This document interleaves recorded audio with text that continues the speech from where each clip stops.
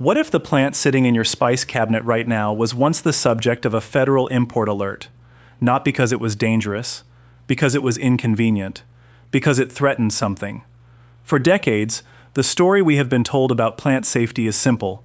If it was risky, the government stepped in, and if it stuck around, it must have been fine all along.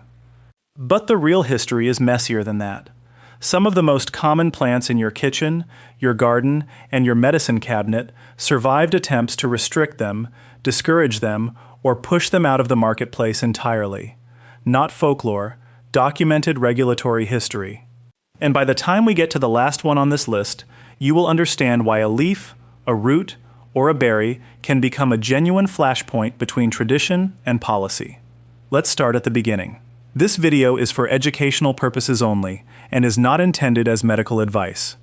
Always consult your healthcare provider before making changes to your diet or health routine. Somewhere in the middle of this list is a small flowering shrub that was once treated almost like a controlled substance, even though people had been steeping it in tea for centuries. And we are going to end with a plant so ordinary, so present in nearly every yard in America, that you will be surprised it ever drew regulatory attention at all. Both of these stories involve the same pattern: tradition on one side, hesitation on the other, and a slow walk back toward acceptance. Let's get into it. Number 1. Stevia. The sweetener the FDA held at the border for over a decade. Picture a Paraguayan farmer, generations ago, tearing a small leaf off a shrub and letting a child chew on it like candy. No refining, no processing, just a leaf that happened to be intensely sweet. That image sat quietly in South America for hundreds of years, while an entire industrialized world built itself around refined sugar instead. It is strange to think that something so simple could ever become controversial, but sweetness, it turns out, is serious business when there is money riding on which sweetener wins. Guarani communities in what is now Paraguay used the stevia plant long before European contact, sweetening food and drink with it as a matter of daily practice. Japanese researchers picked up serious interest in the plant in the 1970s, extracting and refining its compounds for commercial use, well before American regulators would even consider it. And here is where it gets interesting. The compounds responsible for stevia's sweetness are called steviol glycosides, and they are roughly 200 to 300 times sweeter than table sugar by weight, with essentially no caloric impact. For years, the FDA placed stevia under an import alert, restricting its sale as a general-purpose sweetener while allowing it only as a dietary supplement, a technicality that kept it out of mainstream products. Research eventually caught up, with regulatory bodies including the FDA granting generally recognized as safe status to purified steviol glycosides in 2008. Studies since then have examined its effects on blood glucose response, generally finding it does not spike blood sugar the way sucrose does. It is easy to see why older cultures reached for a sweet leaf instead of processed sugar. They were following taste and instinct long before anyone had a name for the compound doing the work. If you want to try it in its closest to original form, look for whole leaf or minimally processed stevia rather than heavily blended stevia products, which often mix in sugar alcohols or fillers. Steep a few dried leaves in hot water for 5 minutes the way you would any herbal tea, and taste it on its own before adding it to anything else. That import alert eventually lifted, but the next plant on this list had a much louder public fight, one that played out in headlines instead of quiet policy memos. Number 2. Kratom. The tree leaf regulators tried to schedule overnight. Imagine a laborer in rural Thailand, generations back, chewing a handful of fresh leaves before a long day of physical work in the heat. Not for a high, for endurance. That kind of practical, working-class relationship with a plant rarely makes it into official histories, but it shaped how an entire region related to a tree most Americans had never heard of until fairly recently. Communities in Thailand, Malaysia, and Indonesia have used kratom leaves for centuries, chewing them fresh or brewing them into a bitter tea, often in the context of manual labor and traditional medicine. Colonial-era records from Southeast Asia document local restrictions on kratom as early as the 1940s, largely tied to concerns about labor productivity rather than safety. And modern science eventually caught up, though not without a fight. Kratom leaves contain compounds called mitragynine and 7-hydroxymitragynine, which interact with opioid receptors in the body, which is precisely why regulators have scrutinized it so closely. In 2016, the DEA announced an intent to place kratom in the most restrictive drug scheduling category, a move that was withdrawn after significant public pushback and calls for further research. The National Institute on Drug Abuse has since acknowledged that research into kratom's effects and risks remains ongoing and incomplete. It is a plant caught between traditional use and modern pharmacology, which is exactly why the ancient world approached it with practical caution rather than dismissal. If you come across kratom, treat it the way you would any substance with real pharmacological activity. Research your local laws first, since regulation varies significantly by state and country, and never combine it with other substances without understanding the interaction risks. From a tree leaf tangled in modern drug policy, we move to a root that once triggered an entire continent's worth of liver safety warnings. Number 3. Kava. The root that got pulled from European shelves, then quietly came back. Picture a circle of people on a Pacific island, passing a shared bowl of murky, earthy-tasting liquid from person to person as the sun goes down. No music, no performance, just conversation slowing down and shoulders relaxing. That ritual has existed for so long in the South Pacific that it is woven into the region's diplomatic and social fabric, not just its herbal medicine.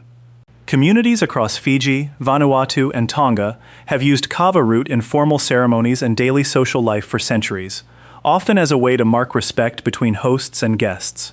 German health authorities banned kava products in 2002 after reports linked certain kava supplements to liver toxicity, and other countries followed with restrictions of their own. Here is where it gets interesting. The compounds responsible for kava's calming effect are called kavalactones, which act on the brain's GABA receptors in a manner researchers have compared to some anti-anxiety medications. A German court later overturned that 2002 ban in 2014 after finding the evidence linking kava specifically to liver damage was weaker than originally presented, and researchers have since pointed to poor quality extraction methods and non-traditional plant parts as more likely culprits than the root itself. Traditional Pacific preparation, using only the root and water, has a centuries-long safety record within those cultures, which is part of why researchers now suspect processing method matters more than the plant itself. If you want to try kava, look specifically for noble kava root, prepared traditionally with water rather than high-proof alcohol extraction, and start with a small amount to see how your body responds before making it a regular practice. That distinction between traditional preparation and modern processing shows up again with our next plant, one you have almost certainly seen growing wild without knowing its regulatory history. Number 4. Comfrey. The healing herb that earned a warning label instead of a ban. Think of an old farmhouse garden, the kind with a slightly unruly patch near the fence where someone's grandmother grew things nobody quite remembers the name of anymore.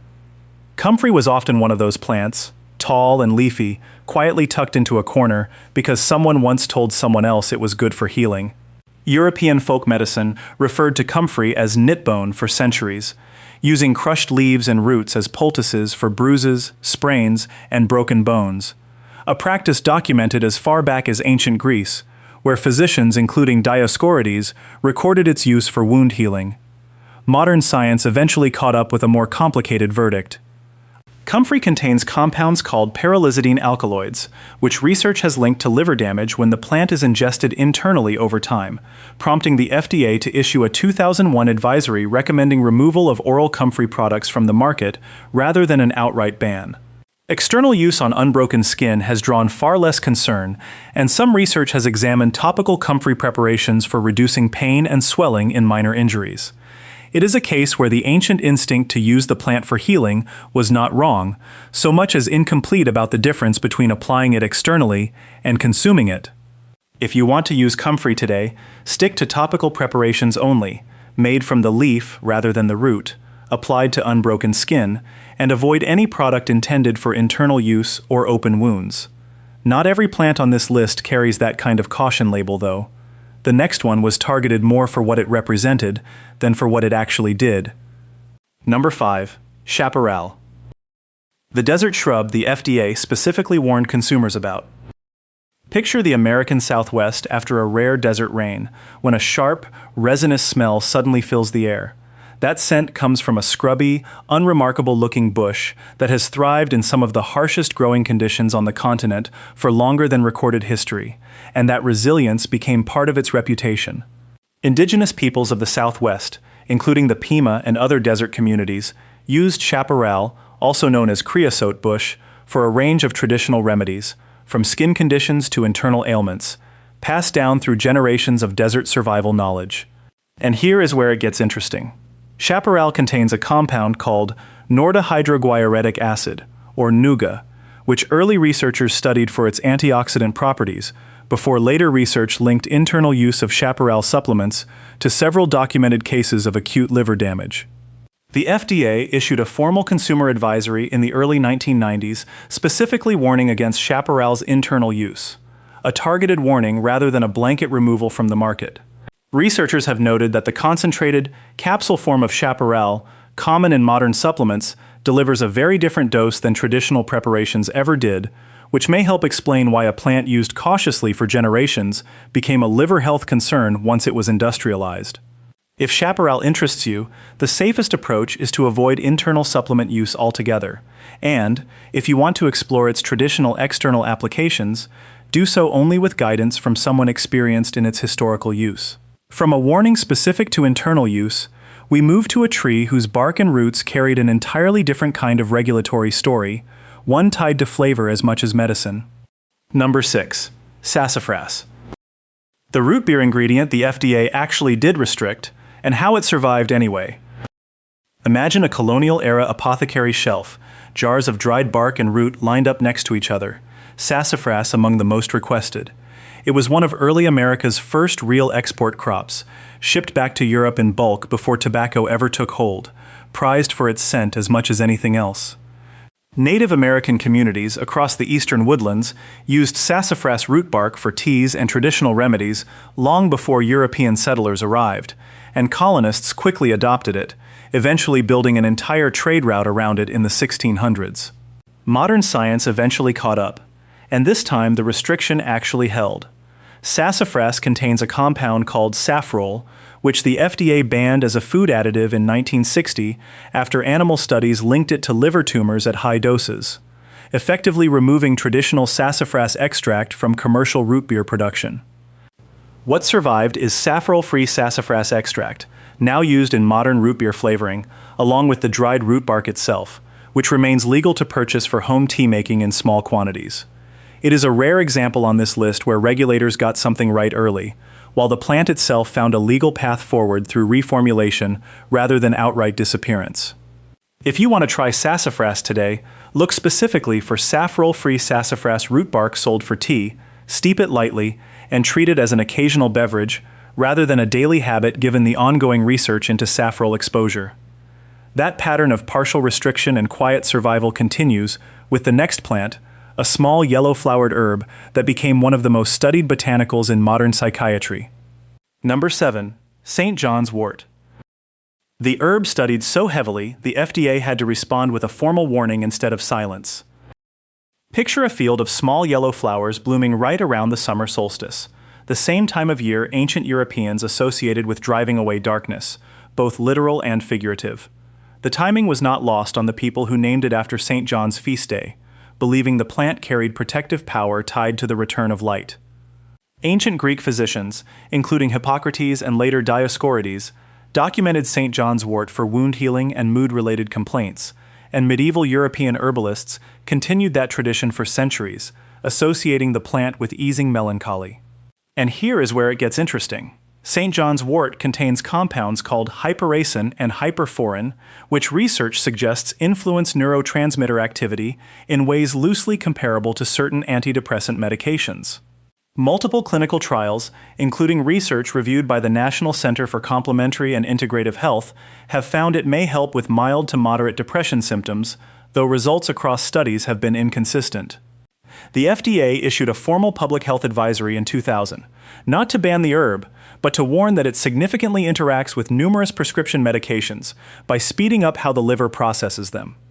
It is a rare case where the ancient association between light, mood, and this plant lines up with a real, measurable biological mechanism.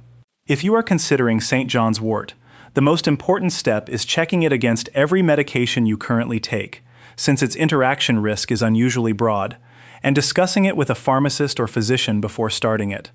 That pattern of real biological activity meeting regulatory caution reaches its most well-known example with the next entry on this list. Number 8. CBD and hemp. The plant compound that went from federally illegal to a grocery store shelf item in under a decade. Think about how strange it would have sounded 15 years ago to hear that a cannabis-derived product would eventually be sold next to the vitamins at an ordinary pharmacy. That shift happened faster than almost any other plant story in modern regulatory history, and it did not happen by accident. Hemp, a low-resin variety of cannabis, has a documented history of cultivation stretching back thousands of years across Asia and later the Americas, used for fiber, rope, and textiles long before anyone considered its medicinal compounds. Modern science eventually caught up in a very specific, very recent way. CBD, short for cannabidiol, is a compound that does not produce intoxication the way THC does, and research into its interaction with the body's endocannabinoid system expanded rapidly after the compound gained mainstream attention. The FDA approved a CBD-based medication called Epidiolex in 2018 for specific seizure disorders. The same year, the federal Farm Bill legalized hemp-derived CBD with under 0.3% THC, even as the FDA has continued to state that many CBD supplement claims outside that approved drug remain unverified by rigorous trials. It is a genuinely unusual case, not so much a ban that failed, but a decades-long prohibition that unraveled almost overnight once the distinction between hemp and marijuana became legally formalized. If you are considering CBD, check your state's specific regulations first, look for third-party lab testing on any product you buy, and talk to a physician before using it alongside any other medication. That same plant family produces our next entry, one with a far longer and more contentious relationship with federal law. Number 9. Cannabis. The plant that outlasted nearly a century of federal prohibition, one state at a time. Picture a pharmacy shelf in the late 1800s, cannabis tinctures sitting openly alongside other common remedies, prescribed by physicians for pain and muscle spasms without any of the controversy the plant would later carry. That was simply how it existed in American medicine for decades before public perception shifted dramatically. Ancient Chinese medical texts, including references attributed to the legendary physician Shen Nung, describe cannabis use for pain relief thousands of years ago, and archaeological evidence places its use in religious and medicinal contexts across ancient India and the Middle East as well. Here is where it gets interesting. Cannabis contains compounds called cannabinoids, including THC and CBD, which interact with receptors throughout the human nervous system, and research into this endocannabinoid system has expanded substantially since its discovery in the 1990s. Despite remaining a Schedule I substance under federal law, as of recent years the majority of U.S. states have legalized cannabis for medical use, and a growing number for recreational use as well, a striking gap between federal classification and lived legal reality. It is one of the clearest examples on this list of ancient, widespread medicinal use colliding with 20th century prohibition policy, and slowly, unevenly, working its way back toward mainstream acceptance. If cannabis is legal where you live, and you are considering it for a health reason, start with a conversation with a physician familiar with cannabinoid therapy rather than guessing at dosage or delivery method on your own. From the most federally contested plant on this list, we end with one so common you likely have it growing in your yard without a second thought. Number 10. Elderberry. The backyard berry that ran into an unexpected FDA labeling dispute. Picture a grandmother in an old kitchen, dark purple syrup simmering on the stove every autumn, the same ritual repeated so consistently it barely felt like medicine at all. It felt like a season. Elderberry syrup has that kind of quiet, generational presence in households that never thought of themselves as particularly into herbalism. Ancient Egyptian records reference elderberry use, and Hippocrates himself is documented describing the elder tree as his medicine chest for its wide range of traditional applications, a reputation that carried forward through European folk medicine for centuries. Modern science eventually caught up, and this story got surprisingly complicated for something so ordinary. Elderberries contain compounds called anthocyanins, antioxidant pigments that give the berries their deep purple color, and several clinical studies have examined elderberry extract's effects on the duration and severity of cold and flu symptoms, with generally modest but measurable results. The FDA has issued warning letters to specific elderberry supplement companies over the years, not for the berry itself, but for making unauthorized claims that their products could treat or prevent COVID-19, a distinction between the plant's traditional supportive use and overreaching modern marketing. It is a reminder that the plant was never the problem. What people claimed about it sometimes was, if you want to try elderberry, look for a syrup or extract made from properly cooked ripe berries, since raw elderberries and unripe berries contain compounds that can cause stomach upset, and use it as a seasonal support rather than a guaranteed prevention method. That closes out the list, but it also completes a pattern worth sitting with for a moment. 10 plants, 10 very different stories, but the same thread runs through nearly all of them. Regulators were not always wrong to look closely. Some of these plants genuinely needed caution, better preparation methods, or clearer labeling. But almost none of them needed to disappear entirely, and almost none of them were new. Someone, somewhere, centuries before any agency existed, had already worked out through trial and careful observation roughly how to use these plants safely. What changed was not the plant. It was our patience for slow, traditional knowledge in a world that increasingly wants a fast, simple answer. Paying attention, the way people once had to, still counts for something. If you found this useful, subscribe. We go this deep every day. Drop a comment telling me which one surprised you most. I read all of them.